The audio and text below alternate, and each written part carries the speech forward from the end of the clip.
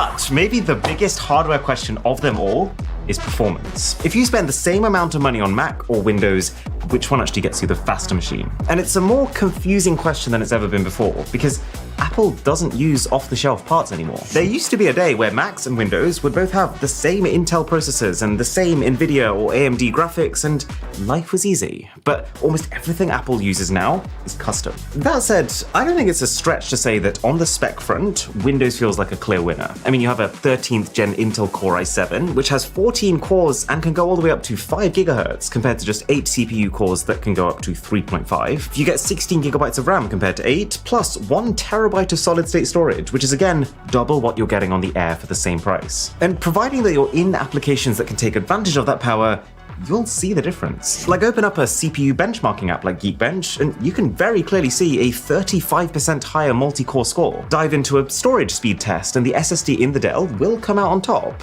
Only slightly though. And running a game. Even though this Dell is using Intel's own graphics, which are not the best, you'll get like 20% higher frames per second. So that should be it, right? Windows takes it away.